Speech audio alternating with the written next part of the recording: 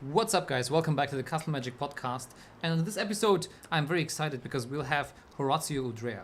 Horațiu is personal development mentor, and he's also a senior AI engineer. In fact, he's one of the people who has reinvented himself very early on in his career, and he has really built a career and a way to really grow in a very unique kind of way. I'm super excited to have him on because you can always tell, like when you talk to him, he has already at a very young age started to develop his own philosophy about things, but also you can really tell that when it comes to careers, he's really approached it in a very nice and fantastic and systematic way, and that has really benefited him in a way of really being able to create some financial freedom. And I think many of you guys are actually looking for exactly that. And in this series where we talk about financial freedom, where we talk about, well, let's create more income for ourselves, he's really a fantastic person to listen in on.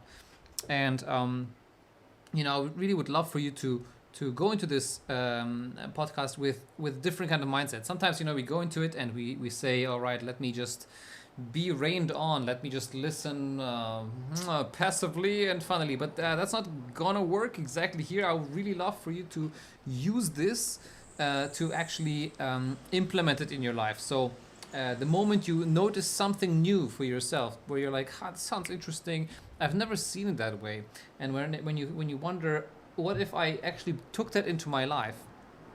I want you to stop the podcast episode and actually use the insight that you just had at that moment and try it out for yourself in that week to come.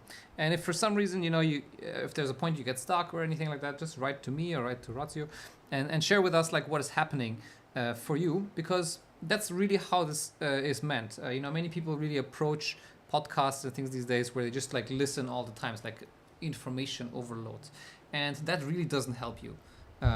You can know a million concepts. If it's not a lived experience, it will not get you very far.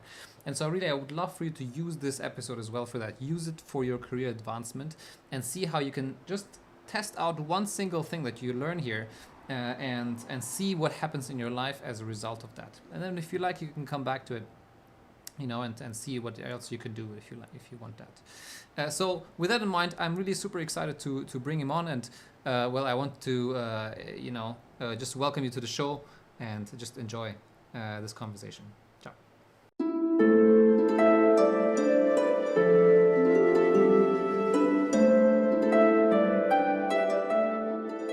Beautiful people, welcome back to the Castle Magic podcast. Today I have an incredible guest, Horațiu Udrea.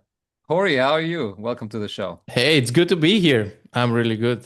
Hori, let's get started with you and your career. You weren't always this fantastic, were you? You actually started a career where you were like, what happened for you actually when it wasn't working? Yeah, first of all, thanks for the intro. And career is so complicated that it's fun to navigate it. It's because it's complicated and complex, especially if you're a problem solver like me working in tech, it's fun to navigate it. And I see it as a puzzle. And I want to actually start with how it began for me. When I consider that my career actually started was when I was about 14 years old, and I was about to make a website, my first website. And usually people may think that, okay, start building a website, start learning some code and code the website. No.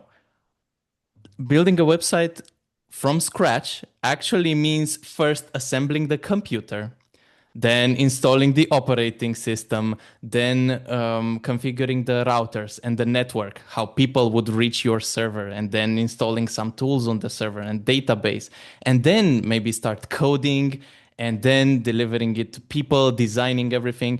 So I was fortunate enough to have a mentor to help me do this process from the ground up. And it was so fun. So fun. Every day I would work on one more step, being guided by this mentor, and he wouldn't like tell me exactly what to do. He would give me the frame, like the pieces for the computer, kind of the instruction manual, a book, and like, hey, Hori, do it now, And when I come with questions, he answers, but not, does it or completely tells me exactly how to do it. So I had a lot of fun because I had a lot of freedom actually. And I wanted my whole career to be like this, to have Wow. this space to play and create and learn. And I wanted this for everyone because I was looking around and in my family as well with I mean not my friends because they were still young like me, Mm. but everybody around seemed to have something that they didn't like about their career. And I wondered how that's even possible. Like that's awesome to do stuff for the world, learn, and also, get paid to buy other stuff. So yeah, this is how it began, actually.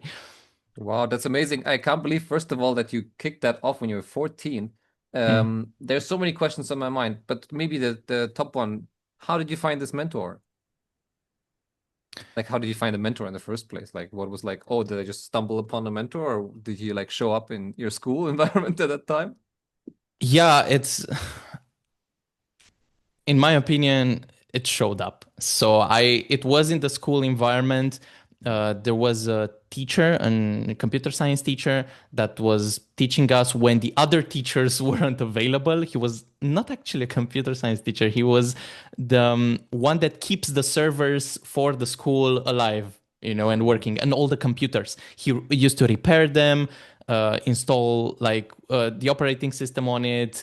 If there was a problem with the licenses or the electricity, he would fix that. So he was basically taking care of that, kind of like a computer janitor. It was him who asked, us small people.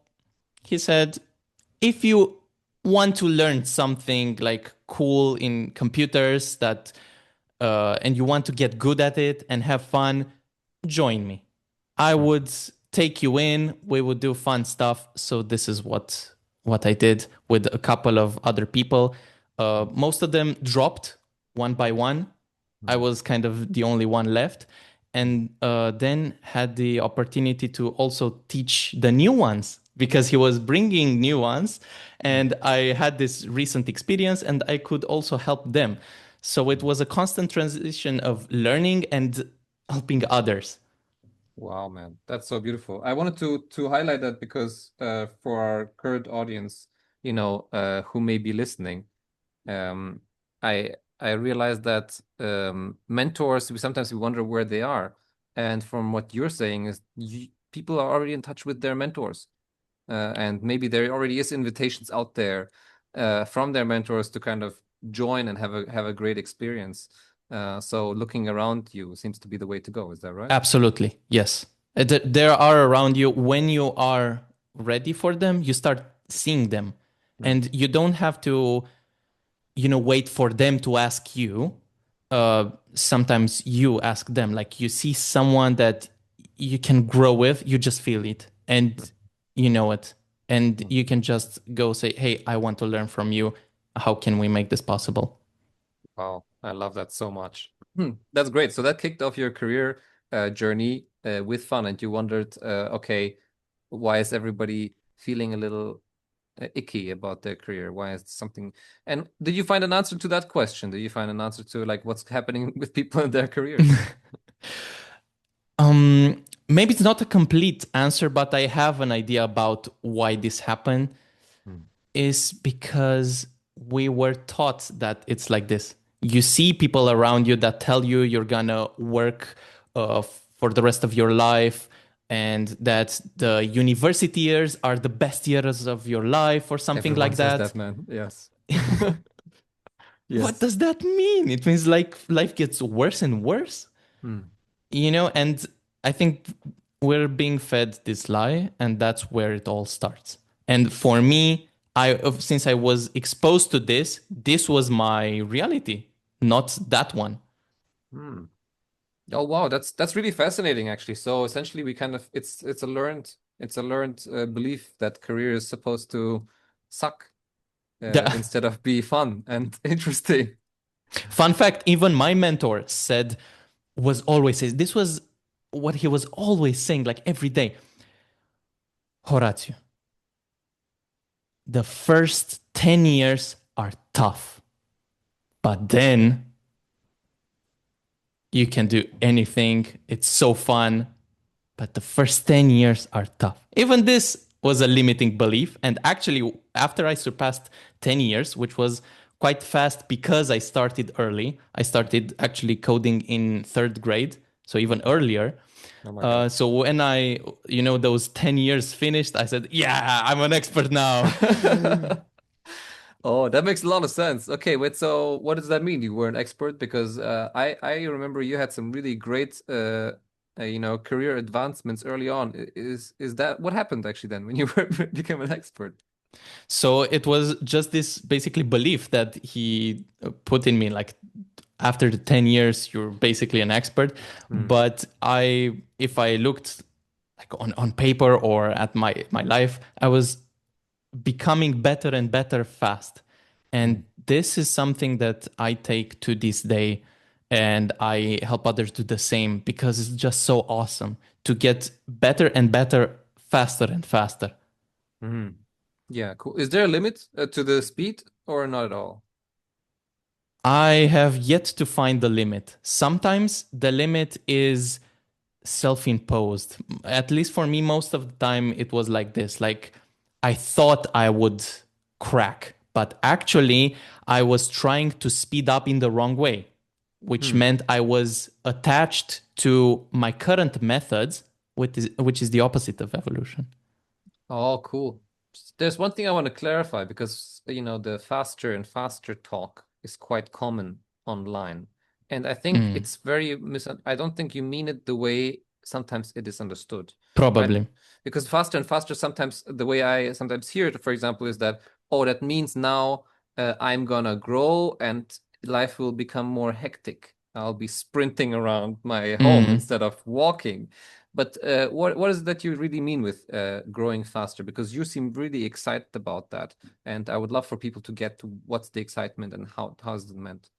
Mm-hmm. In order to make that difference really well in your mind, I'm gonna give this example. If I jump from a state where I earn X amount of money, and then I get into another scenario when I earn one fourth of that, so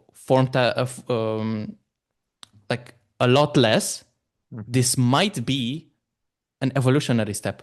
And I actually consider that I evolved fast uh, because I reached from this state to the next state fast. And it was part of my career or my path, not just career like how I project it, but it was a good decision because maybe I have gained more time freedom or more freedom of the people I meet or Mhm. the things I learn, or the way I'm treated, or the way I treat others, Mhm. or the way I can take care of my health. So I basically have made a big boost. Just the money front was temporarily lowered, the money Mhm. zone of freedom. And this, but if you take it all into account, then it's actually a big boost. So you can do this faster and faster. Just if you zoom in on just money, then if you do this kind of faster and faster, like I want more and more money and never less, then Mhm. yes, you will enter this kind of stress because you're not taking care of the other parts of your life. Oh wow. Okay, that's beautiful. Thank you for that reframe. I have never heard anyone say it like that. Because it sounds very much like yes, so even whether you make a big jump in money or you actually make less money, it's still a growth experience.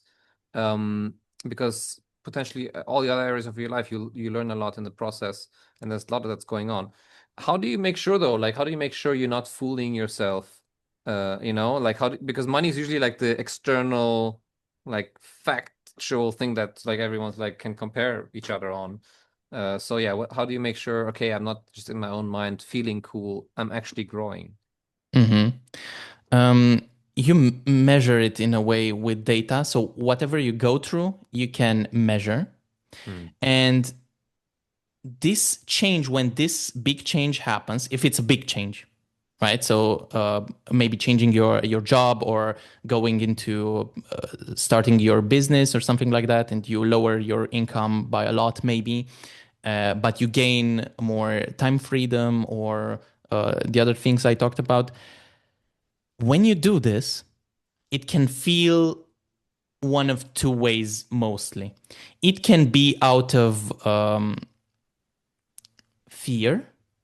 So you basically are forced to make that decision because you cannot find a better job or because you have to please someone and you're afraid that if you don't make that decision, then they will look one way or the other at you that you don't like. So the feelings in your body that you feel in that switch moment are, I avoid saying negative, but they feel like you get constrained, you know?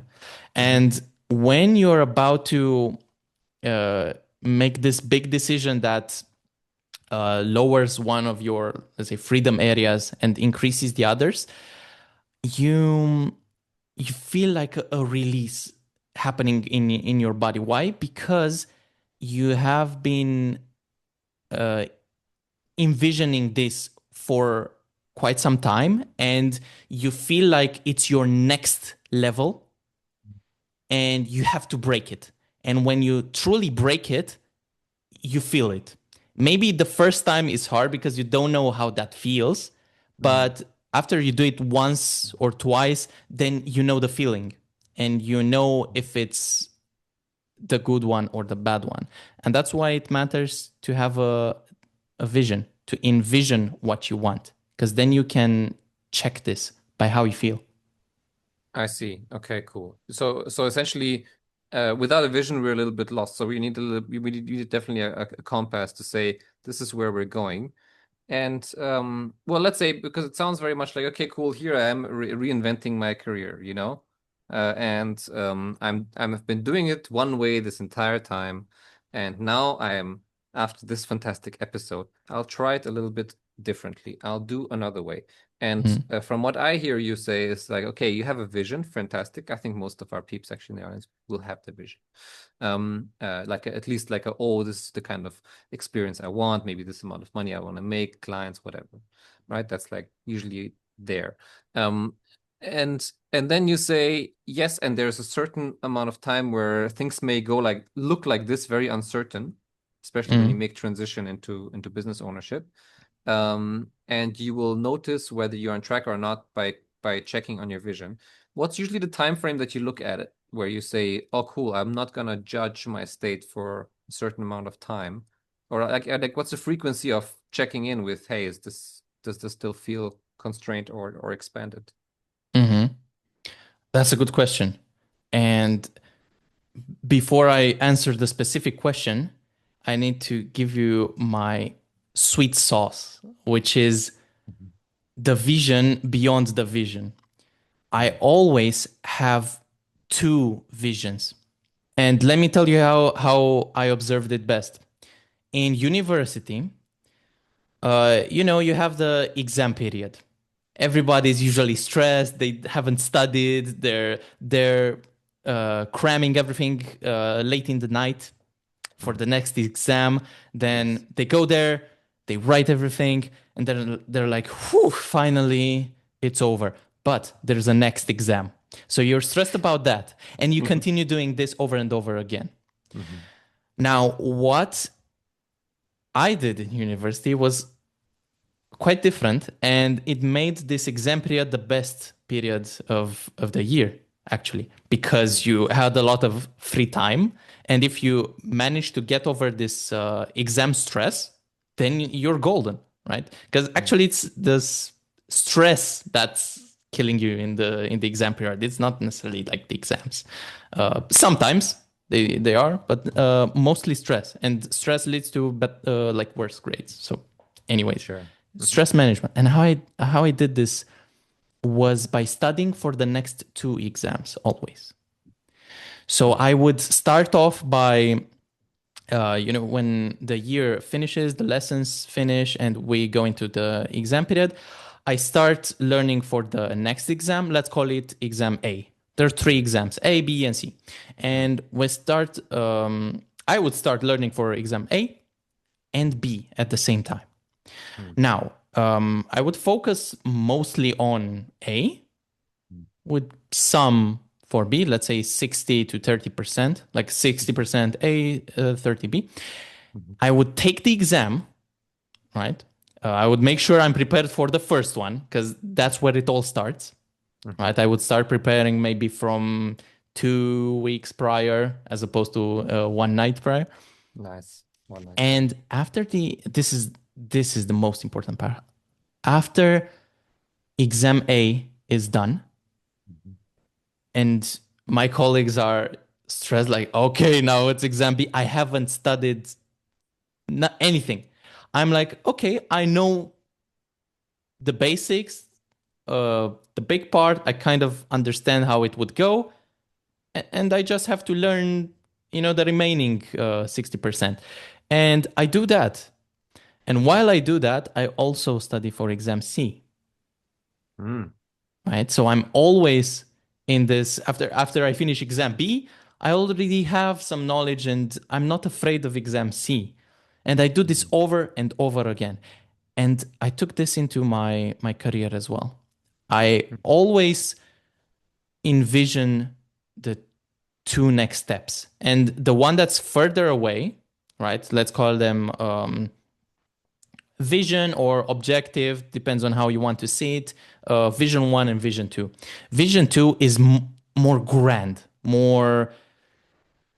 maybe more fulfilling, but also feels more hard to achieve. It's kind of impossible, right? And it's also getting formed because as you go through the career, you learn what you want, what you're good at, what you want to bring to the world. So you focus on vision 2 for big things and on vision 1 for something that leads to vision 2, but is more with your current experience.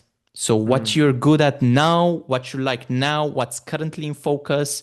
And in vision 1, I would look at what I'm good at or what university I studied, for example. But for vision 2, absolutely not. And after you surpass vision 1, because you will, you should create a new one, vision 3, to keep this going. And so I always have this next career path, let's say, after the next one. And this helps me with making sure I am on the right track. Because I told you that you can give up maybe money, but in the end, you don't want to give up money. You actually want more of it, 100 times more, right? But that doesn't mean it's the next step. And it's the next step, and you want to make sure that this next step builds towards that. So if I think on the long run, I can see that the zones that I'm evolving, the health, the communication, the people I'm meeting, the work I'm doing that I'm getting better at or more focused at, they lead to what I want, then it's a worthwhile change. And I think about this at least once a year. I take a whole week around my birthday when I rethink and I make sure I'm on track with these two visions. And if I'm not, I change it as soon as possible. That's awesome, man. Wow. Let me stop here for a second because that's a really powerful insight and something I don't think many people do, because often we just look for the next thing. And I can see how that can relate to people who are not in a job yet, also studying still, but also to people who are currently actually employed or have a freelance business, basically, where they have one client. Because I can see what you're saying here. You're saying, cool, you have one vision of like, oh, this is the next step. This would be great, this next career move. But you already are thinking 2 steps ahead, so that the next career move is in line with the next one. Do you always know? Like, was there ever a time for you when you just like you didn't know vision number 2 and you were like, well, I guess I just have to move forward and hope it works out? Or how did you figure it out, you know, what's the Mhm. vision? I create it if I don't have it, but what happened to me is at an quite early age in high school, I had a grand idea. Basically, I saw how I think in some ways differently. I observed that people think in words a lot, or like a lot of people think in words. I think in some dynamic images in an abstract way that helped me move through life and communicate and understand more people in a special way. And I wanted to bring this to the others, to the world, to use it, to Mm. try to think in this way and maybe obtain results. Mm. And this started becoming my grand vision. Mm. And every other thing had to align with that. And basically, I've been building this chain of career visions or paths. Currently, I Mm. can say I have four. So I don't have just like two. I actually have four, but they're always morphing, you know, because I learn stuff. I become something else. I couldn't have envisioned, for Cool. example, that I would take um, life coaching certification. I was good at programming, right? Yes. So, but now I have that and I have clients, and those middle ones can change. And even the final one changes because now I have a more of an understanding of what I want to bring to the world. So they're always Yes. flexible. But I can't answer that in the sense that I don't remember a time where I had this problem of lacking the vision, unfortunately. Yeah, I got it. No, no. So I hear you. So what one needs is like a North Star, as in like, cool, this is where you're going eventually, so that anything you build is in between. All right, let's go a little bit more into you know, the tactical part of things, if that's cool with you. Yes. Yeah, so you know, career-wise, whether it's a career or client, it's kind of the same situation, right? Let's say we are somehow trying to establish a relationship or create our job or create our next level of income. How do you even go about that? Like, um, what's your, if somebody would come to you with that and say like, hey, I want to advance in my career, what do you do with them? Mm. Yeah, there is a first thing or first principle that I would look at. Mm. So I told you about these visions, right? Um, you can actually make these commitments when you take on a client or uh, an employer, right? You get the job. It's a commitment, Mm. and yes, you can end it whenever you want, but usually you kind of plan your life around it, at least for the next year or 10 years or 20, something like that. So you kind of Sure. take a commitment, and sometimes it's not spoken, right? Mm. And these commitments can bring in debt. Mhm. And there's two types of debt. The first one might be obvious, which is financial debt. Yeah. And it's easier to start with this because it's a good metaphor for the next. Mm. If you buy a house, right, but you do it on credit because you don't have the money at first, but Yeah. you have this idea that if you buy the house now with the money that you would have paid for rent for 10 years, Mm. if you rent a house or apartment, then after 10 years, you don't have anything. But Mm. if you have this credit, right, and you enter this debt part and you pay every month or year, Mm. then you pay kind of the same amount. And at the end, you have something of value. Yeah. And this creates a state where you cannot be flexible. Mm. What happens? You have created this commitment that you will generate that money every month or year for the next 10 or 20 years. Mm. And you have a pressure on yourself that you put willingly. Mm. And this is dangerous because it doesn't allow you to pivot. It doesn't Mm. allow you to say after 5 years, okay, I'm gonna risk it. I'm gonna start my business. Maybe I'm gonna have lower income, as I said, but learn a lot in these years and time, and then potentially make way more so I can buy 10 houses, right? Um, but you put so much pressure on yourself with this kind of debt that you're inclined to not do these risky moves. Because after 3 or 5 years, you're like, man, if I start my business, I cannot afford my the money I owe to the bank, and I will lose my house because you already think it's your house, but it's not. It will be. Yes. So what I do here is I like to not have that, and actually buy things with a percentage of what I earn. So let's say I want to buy, let's start small, an electric bicycle. I love bicycles and I always wanted an electric bicycle, and I eventually got one. But my rule is it has to be a percentage of what I earn, basically. So let's say you can choose 30% of what you earn, but always with the money down. At least this is what I do. But I would wish this for everyone, because it helps you not stretch for things that you're not there yet in a way. So I would rather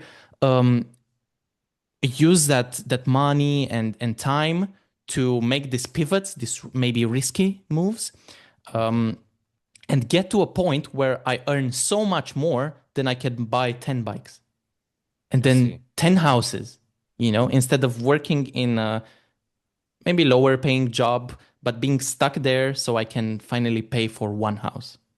I Nobody see. needs 10 houses, but you get the point. Okay. Wait, so just to get it right, so I understand now that the point you're trying to make is you're saying you have different options how you can use your money that you earn from whatever freelance gig or job, and you're saying financial debt makes you inflexible, which is why you're stuck in a certain level of growth for like 10 to 20 years. Therefore, you don't do that, and you say, I rather invest that money into my own growth so that I surpass that easily within like the next 2 years. Exactly. And this is the Okay. second type of debt that you can accumulate, which is more hidden. And I call it personal debt. And it doesn't have anything to do with money. It's actually has everything to do with your personal growth Mhm. and how. So we're exposed, right, to this idea of personal growth. You become better and better. But how about personal debt? You become worse and worse. How can this happen? I have a job where I stress a lot and my health declines, Declines. Yeah. goes down, down, down. I have an environment where everybody around me, like in the job, maybe my manager, the people I work with, their style of communication is very aggressive. Then I will or may become more aggressive than I wanted to become just because I'm staying in that environment and without realizing it. And I take it over to my family and kids, and I don't want that. And it gets worse and worse. And it's literally like that. And even though you might be earning more money at that job, you will accumulate that in the other parts of your life. Maybe it's a project that uses old technology. In my case, right, we can work on newer technology or older technology, maintenance, right? And if I work in maintenance, then when I have to switch jobs, right, in 5 years, I will not know these new skills because I have worked in maintenance for 5 years and I accumulate this personal debt. And I don't Yeah. want to do that. Yeah, so personal debt seems to be can sneak in like very quickly. How do you notice that it's kind of happening? I can tell you it's hard to notice if you're not aware, like I wasn't about my health, for example. So I was accumulating this kind of personal debt in my health, but I never did care that much about my health or like my body health. I always cared about my mind's health. So I was thinking about my body. Um, being kept alive so that the mind stays alive, which is very Nice. stupid, Common but one, this is what common. I believed. Hmm. And what helped me was working with mentors, actually. There were business mentors because I was interested in business, but they were teaching me about nutrition and sports. And I was a little confused, but then I got it because they had so much energy to do stuff they wanted and good decisions. And I was actually a sugar addict back then, and I would eat like this bar of chocolate once per day, or something like that. And my energy was crashing. I couldn't work only a few hours per day, and I wanted to build a business, Yeah. right? Right. Okay. I love it. Okay. So you're like, hey, the personal debt just it's difficult to spot, but you likely notice it in your energy levels. And and others notice it. Others Mm. notice it who have what you want, which is usually in the role of mentors. And Mhm. you have to have discussions with them. This is one way. And the other good way that I found is being open to what I call signals, or like Mhm. personal development signals. There are people in your life telling you something. And they tell you, hey, you're not present, or you scream so much, or you seem to not have enough energy, or um, these small signals. If you pay attention, you don't have to like take them in and say, oh, something's wrong with me. Mhm. It's only wrong. Something's only wrong with you if you want it to be. And if you want it to be, please make it in a good sense. Like, I accept how I am right now, but I can be better. And these are some good signals that I can look into. Mm. Maybe they're right, maybe not. And that's where data comes in. You can track, after you become aware, you can track, am I really missing energy, health? Am I not having fun in my life anymore? Am I not making as much money as I wanted to? Mm. Yeah, great. Wow. Okay, this was such a beautiful conversation. I do want to take this conversation because, like, personal debt is something I don't think I've ever really heard anyone really talk about. And it's a beautiful one because we can stay stuck in a career or in one spot for so long just because we're afraid to move or change something. And because what this also suggests a little bit is to constantly be looking for your next career move or a reinvention of who you are. Um, yeah, pretty wild. And you say you basically look at it once a year, is that right? And you say, hey, where am I at? What's the place I'm at, and how do I want to continue the ride? Exactly. Minimum 1 year. And I allocate this 1 week where I have time off. Mm. Um, Sometimes it's enough, a few days, 2 or 3 days, but I do allocate a whole week. And you don't take a vacation, you don't go somewhere for fun or with the family. Ideally, you isolate yourself. It doesn't sound good, but it actually does wonders for your personal growth and direction, because Mm. you get in tune with yourself. Mm. You're not in at your home, you're not with your spouse, kids, you're not with the coworkers. You Mm. are you, and you accept where you are today, and then you can form a new path. And I do this minimum once a year. Mm. Sometimes is every 6 months, but I have a smaller version of this that I do every day, actually. Okay, tell So us. every day I look for some signals, and I give myself the option of reconsidering my career or life in general. Wow. So it's kind of a baseline. Mhm. And if something gets so misaligned with my vision or visions, then I trigger the alarm. And what I do is an exercise that is really fun to do, and I Mhm. realize not many people do it, is I imagine that I spawn right here, like in video games, you spawn here with no memories or no, intensive memories, like what you did your past life. You still know who you are and what you're good at and what you like and stuff like that, but you don't know what you did yesterday. So the question is, would Horatiu from right now still be here recording our podcast, right? So, or would Horatiu right now, tomorrow, still work at that job, serve that client, have this apartment or environment, right?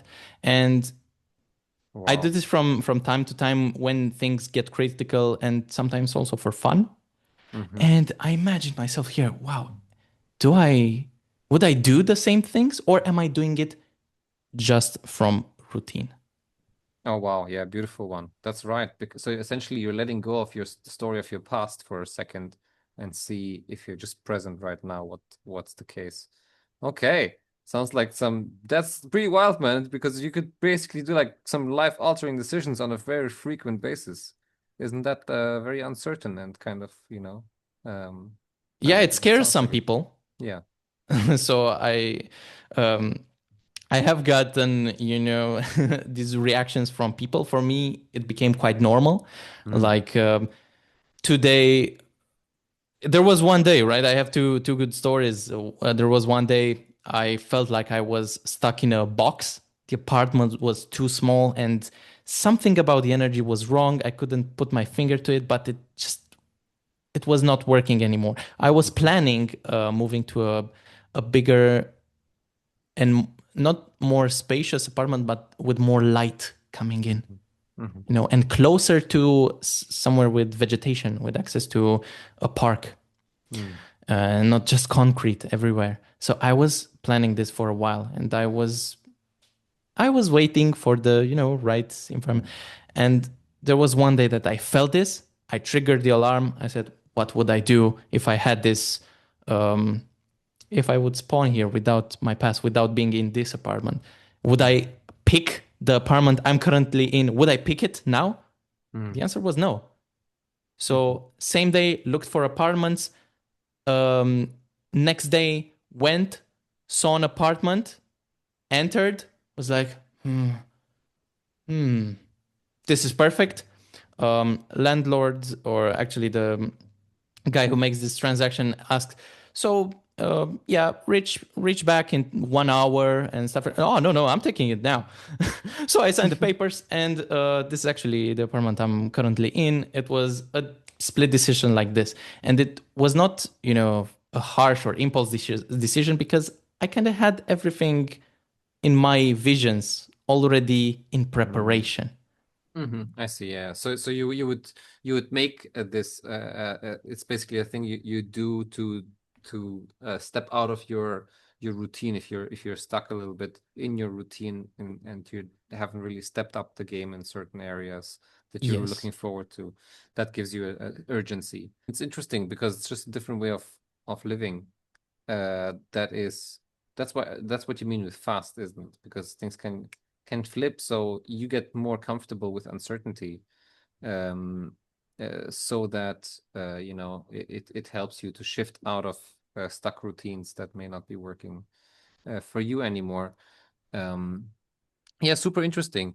Let's end the podcast on a interesting note. So I was just to help peeps, especially if they're currently looking for a job, because we talked about employed parts, we talked about the career in that direction, but there's something that regularly happens, and I wonder how you see this. So because this whole episode part is actually about money, and whether we are looking for a job, money is the subject. Whether we are in a career, we're often looking for, oh, how do we increase the amount? And I know you already talked about, oh, cool, it doesn't matter whether it increases or not. There's look at growth across all areas of life. But I still wonder, let's say if you also have your own business, or you look at the money question, how would you approach the money question in in your career choice? Like, for example, would you say, okay, let me look first for the level of income that position provides? Or is it like, how do you make that judgment call, to say like, cool, I'm looking for this, because, sometimes salaries are posted, sometimes they're not. And, what have you found to really work for people to really make bigger leaps in their career and actually grow faster? And this is when you already have a job, Let's say, no, you don't have a job yet. Yes. so you don't. But is it, everyone's kind of always looking for the next step, Mhm. even when they have a job. When you have a job, usually it takes like a few years and you're kind of thinking about the next step. Yeah, whether in your career or not, but sometimes you hit a glass ceiling, as in growth doesn't really happen anymore, and then you look for another one. So everyone looking for the next step, how would you help them with it? I would say it's quite different if you have or you don't have a job, because when you it's different challenges actually, at least for me and from my experience.